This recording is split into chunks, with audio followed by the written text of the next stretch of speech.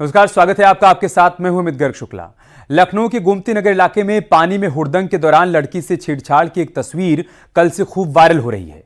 News 18 ने भी इस खबर को प्रमुखता से दिखाया, जिसके बाद सीएम योगी एक्शन में आ गए। फौरन 4 आरोपियों को ढूंढकर गिरफ्तार कर लिया गया, जबकि गोमती नगर इलाके के डीसीपी से लेकर वहां की चौकी के सिपाही तक सब पर कार्रवाई की गाज गिरी है।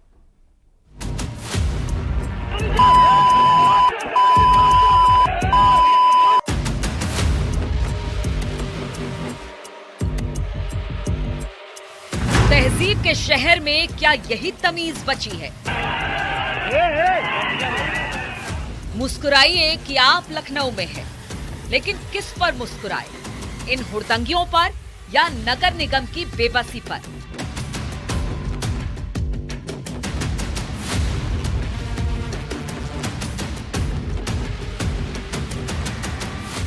सलाखों के पीछे बैठे यही चेहरे पानी में ऐसे बेहयाई कर रहे थे जैसे इनकी आंखों का पानी मर गया है। पानी में खेल के नाम पर शोहदाई वाला खेल खेल गए ये असामाजिक तत्व। न पानी भरने के लिए जिम्मेदार विभाग के लोग वहां थे, न सुरक्षा की जिम्मेदारी संभालने वाले ऑफिसर। लेकिन उत्तर प्रदेश में ऐसी गुस्ताखी करने वाले भूल गए कि योगी राज में ऐसी गलतियों की माफी नहीं मिलती। मानसून की मस्ती में मदांध हुए कुछ हुड़दंगियों ने तहजीब के शहर लखनऊ की तहजीब भी मानसून की बारिश में धो दी। इसे लेकर के उत्तर प्रदेश के मुख्यमंत्री योगी आदित्यनाथ ने इस वीडियो का संज्ञान लिया। पहले हल्की धाराओं में एफआईआर दर्ज हुई, लेकिन जब न्यूज 18 ने मजबूती के साथ इस पूरी घटना को देश दुनिया को दिखाया तो गंभीर धाराएं इस मुकदमे में बढ़ाई गईं। छेड़छाड़ और अन्य धारा भी इसमें जोड़ दी गई। 4 आरोपियों को गिरफ्तार भी किया गया। सलाखों के पीछे लखनऊ के मन चले।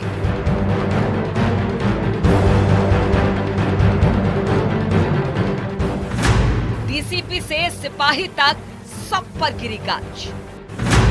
उत्तर प्रदेश में ऐसी हुड़दंग गई नाकाबिले बर्दाश्त। बुधवार को उत्तर प्रदेश की राजधानी इन तस्वीरों के साथ ही शर्मसार हो गई, क्योंकि बारिश का मजा लेने सड़कों पर आए हुड़दंगियों ने वो किया जिसकी उम्मीद किसी को नहीं थी।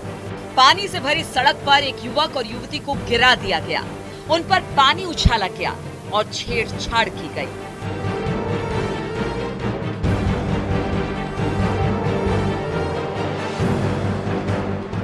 पुलिस एक्शन में आई तो हुड़दंगियों के खिलाफ एक्शन की शुरुआत हुई। सैकड़ों की संख्या में मौजूद आरोपियों को लाठीचार्ज के जरिए खदेड़ने की कोशिश की गई,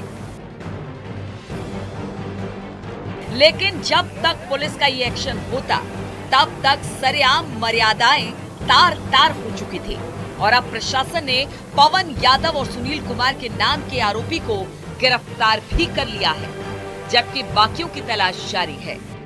थाना गोमती नगर जनपद लखनऊ के प्रकरण के संबंध में अवगत कराना है कि लखनऊ पुलिस द्वारा घटना का तत्काल संज्ञान लिया गया है। अराजक तत्वों की पहचान करने के लिए उपलब्ध समस्त वीडियो फुटेज की जांच की जा रही है और इस कार्य के लिए 3 टीमों का गठन भी किया गया है। समस्त दोषियों के खिलाफ शीघ्र सख्त कार्रवाई अमल में लाई जाएगी। वहीं दूसरी तरफ सीएम योगी के निर्देश पर उस इलाके के सभी पुलिसकर्मियों पर भी गाज गिरी, जो इस घटना के प्रत्यक्ष अप्रत्यक्ष जिम्मेदार बताए गए, यानी जिनके कंधों पर सुरक्षा का जिम्मा था। सीएम के आदेश पर डीसीपी प्रबल प्रताप सिंह, एडीसीपी अमित कुमार, एसीपी अंशु जैन को तत्काल प्रभाव से हटा दिया गया है। साथ ही गोमती नगर थाना इंचार्ज और चौकी इंचार्ज समेत चौकी पर मौजूद सभी पुलिसकर्मियों को सस्पेंड कर दिया गया है। दिनांक 31/7/2024 को थाना गोमती नगर क्षेत्रांतर्गत हुई घटना के संबंध में तत्काल लखनऊ पुलिस द्वारा संज्ञान लेते हुए मुकदमा पंजीकृत किया गया। सख्त कार्रवाई हेतु 3 टीमों का गठन किया गया। साक्ष्यों के आधार पर जिन लोगों का चिन्हीकरण हुआ था उसमें से 4 की गिरफ्तारी कर ली गई है, जिसमें मोहम्मद अरबाज, विराज साहू, पवन यादव और सुनील कुमार शामिल हैं। लगातार टीमें दबिश दे रही हैं गिरफ्तारी हेतु और जल्द ही इनको गिरफ्तार करके न्यायिक अभिरक्षा में भेजा जाएगा। दरअसल लखनऊ की ये चौंकाने वाली कहानी उस वक्त की है जब मूसलाधार बारिश से राजधानी की सड़कें लबालब थी। इसी दौरान कुछ हुड़दंगियों ने होटल ताज और विधानसभा के पास के इलाकों में सड़कों पर कब्जा कर लिया और सड़क से गुजरने वालों को घेर कर परेशान करने लगे। इसी दौरान बाइक पर सवार युवक और युवती को भी पानी में गिरा दिया गया।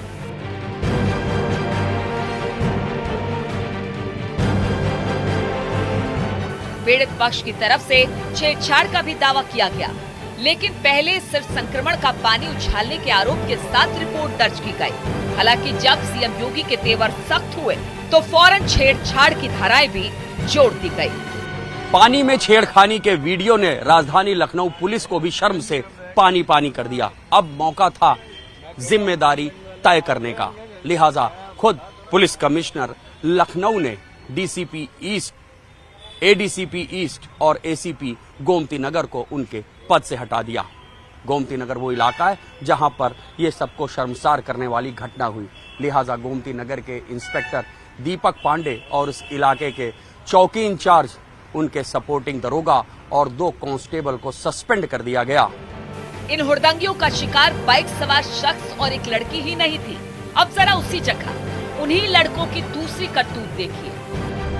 कार वालों को किस तरह से परेशान कर लखनवी तहजीब से इन लड़कों ने परिचित कराया, खुद देख लीजिए।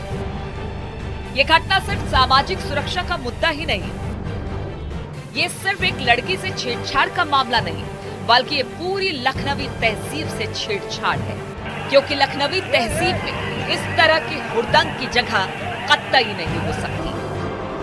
Bureau report, news 18।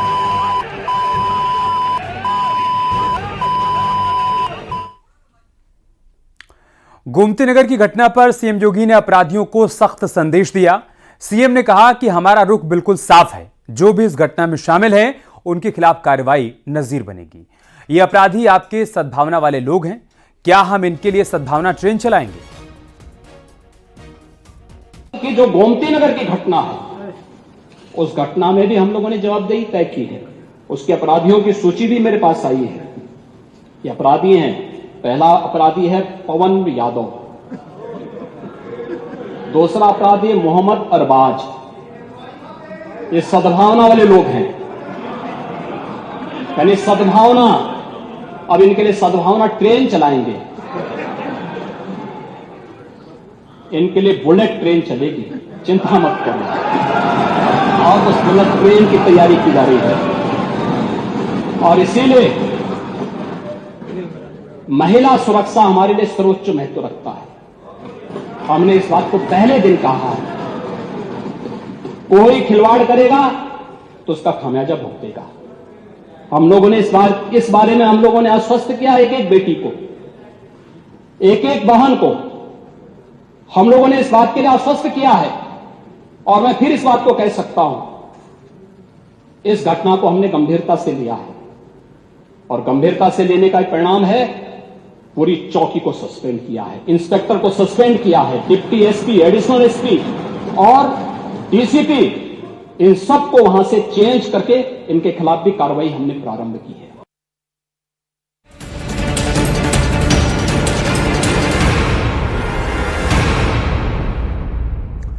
मेरठ में 16 साल पहले एक वारदात हुई थी, एक ऐसी वारदात जिसने मेरठ सहित आसपास के जिलों में तनाव बढ़ा दिया था। आज 16 साल बाद उसी वारदात को लेकर न जाने कैसी अनहोनी का खतरा सताया कि मेरठ में चप्पे चप्पे पर पुलिस का पहरा देखने को मिला। यह वारदात है गुदड़ी बाजार ट्रिपल मर्डर केस। अब इस केस में अदालत ने 10 आरोपियों को दोषी करार दिया है, लेकिन इस कहानी का हीरो है एक आईपीएस अधिकारी, नाम है आलोक सिंह। आईपीएस आलोक सिंह ने कैसे इस चर्चित हत्याकांड में पुख्ता सबूतों के दम पर आरोपियों को सलाखों के पीछे पहुंचाया, एक रिपोर्ट के जरिए आपको दिखाते हैं।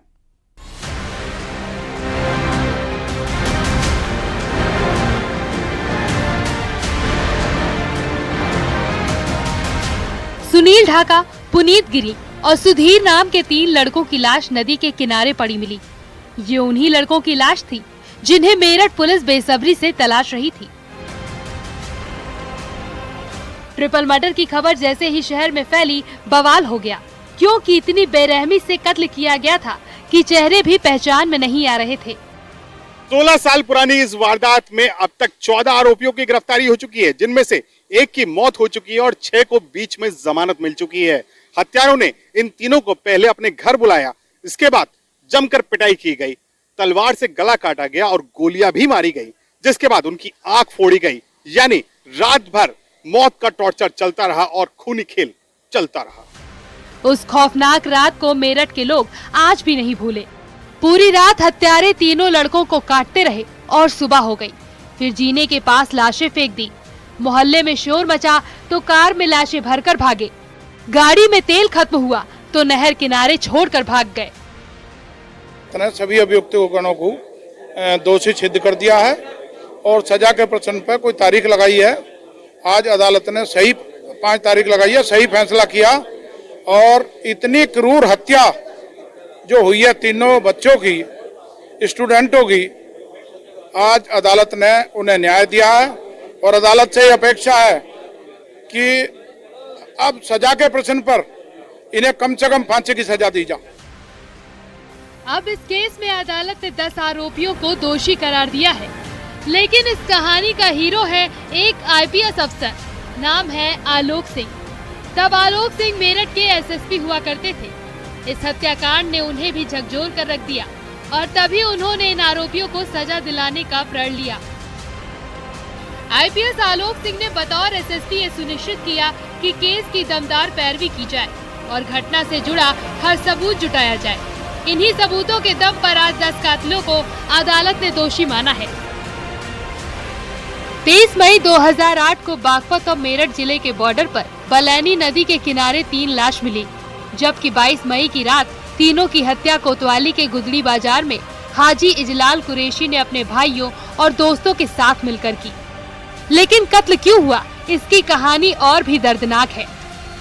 ट्रिपल मर्डर की ये वारदात लव ट्रायंगल के चलते हुई इजलाल मेरठ कॉलेज में पढ़ने वाली शिबा सिरोही को एक तरफा चाहने लगा। वहीं सुनील ढाका भी शिबा सिरोही के प्यार में पड़ गया, जहां वो इजलाल को रोकता था। बस यही बात इजलाल को नागवार गुजरी और उसने इन तीनों के मर्डर की साजिश डाली। साजिश के तहत इन तीनों को गुदरी बाजार स्थित अपने घर पर बुलाया, जहां रात भर मौत का तांडव चलता रहा।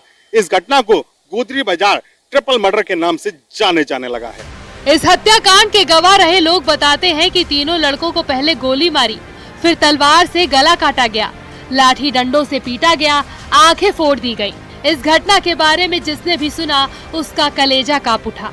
लोग गुस्से से भर उठे, पूरे शहर में तनाव का माहौल बन गया।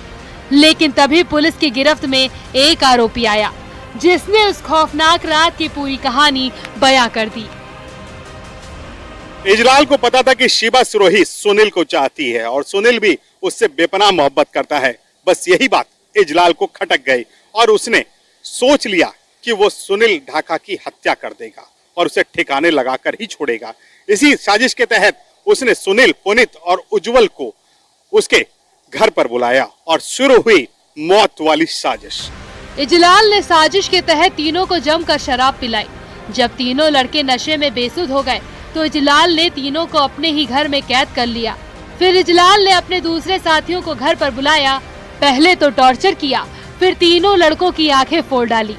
इतने से मन नहीं भरा तो तलवार से उनके गले काटे। लोग तो यहाँ तक का दावा करते हैं कि जिन गाड़ियों में सुनील और उसके दोस्तों की लाश ले जाई जा रही थी, उसमें एक नीली बत्ती वाली कार भी शामिल थी। इसी बीच पुलिस ने आरोपी इजलाल को गिरफ्तार कर लिया। तब गुस्साई भीड़ ने भरी कोर्ट परिसर में इजलाल को पीट दिया। करीब 16 साल तक सुनील ढाका का परिवार इंसाफ के लिए अदालतों का चक्कर लगाता रहा। इस दौरान गर्लफ्रेंड शिबा समेत 7 आरोपी जमानत पर बाहर घूमते रहे। शहर ने देखा, हम भी गवाह नहीं, ना शहर का कोई गवाह है। सुना, वैसा एविडेंस सारा फैब्रिकेटेड फॉल्स एविडेंस है, गलत मोटिव क्रिएट करा। एफआईआर अज्ञात में दर्ज हुई। उसके बाद डी के बालियान जी को जब तफ्तीश कोतवाली से वहां दी गई, अपराध संख्या पहला 95 2008 बालियानी का कैंसिल नहीं हुआ। दोबारा अपराध संख्या बिना एफआईआर चिक्के और जीडी में डाल के एक इमीडिएट सेम जीडी से तफ्तीश दे दी सदर बाजार को और वहाँ बिरादरीवाद पे चार्जशीट। मेरठ से लेकर दिल्ली तक सैकड़ों छात्रों ने इस घटना के विरोध में प्रदर्शन किया था। कई दिनों तक बाजार बंद रहे थे और 16 साल बाद एक बार फिर उसी तरह की चहलकदमी मेरठ की कोर्ट में नजर आई। मेरठ से न्यूज़ 18 के लिए निखिल अग्रवाल की रिपोर्ट।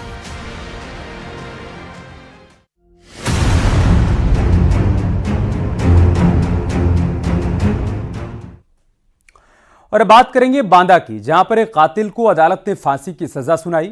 कहानी 4 साल पुरानी है, जब एक शख्स अपनी बीवी का सिर काटकर थाने पहुंच गया। कातिल के हाथ में धड़ था, यह देखकर पुलिस भी दंग रह गई। अब 4 साल की सुनवाई के बाद अदालत ने कातिल पति के लिए फांसी की सजा मुकर्रर की है।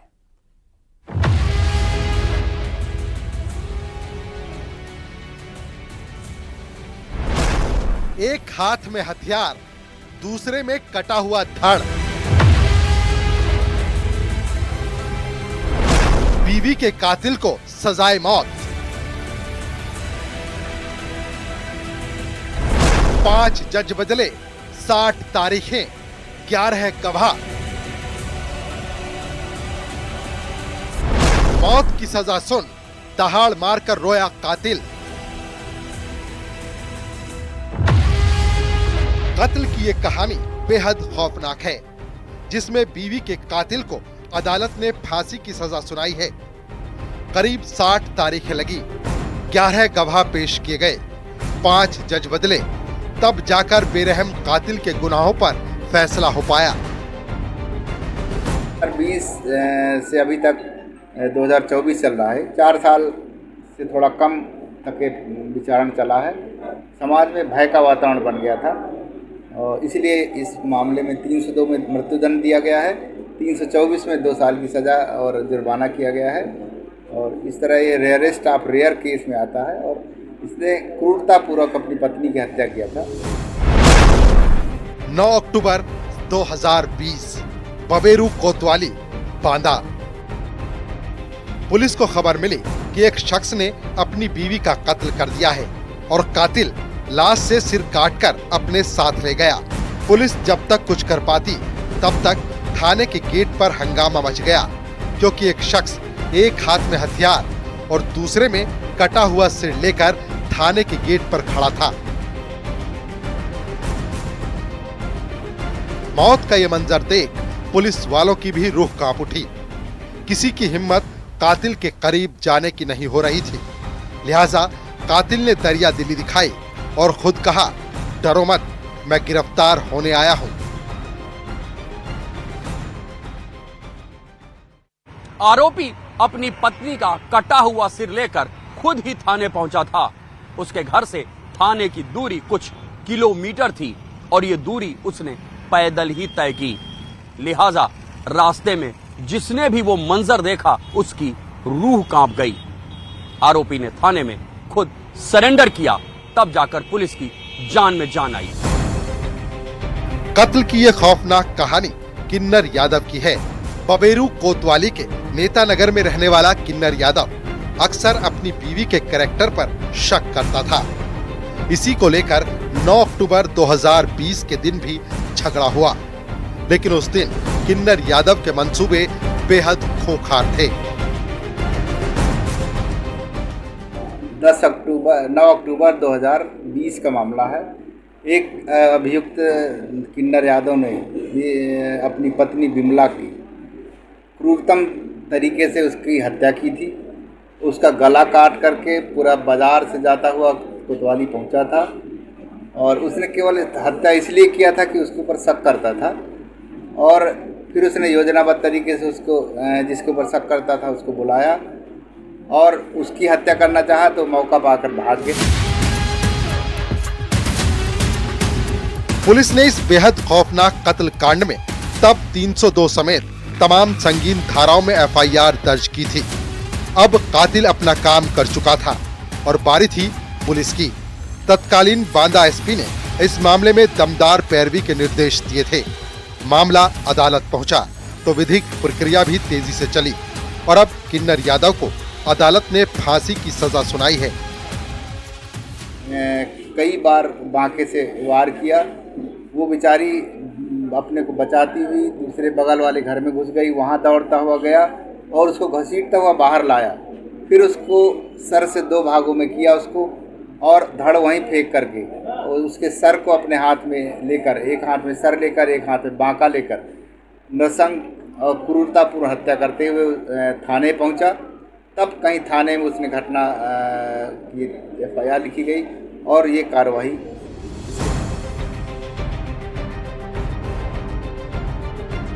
कोर्ट ने किन्नर यादव को दोषी करार देते हुए फांसी की सजा सुनाई है। इसके साथ ही उस पर 10,000 रुपए का जुर्माना भी लगाया है। जो कातिल कत्ल के दिन पुलिस के सामने ठसक से कह रहा था, हाँ मैंने कत्ल किया है, मैंने अपनी बीवी को मार डाला, जब सजा सुनाई गई तब वही कातिल फपक कर रो रहा था। लेकिन इंसाफ की चौखट पर उसके गुनाहों का फैसला हो चुका है। Bureau report, news 18।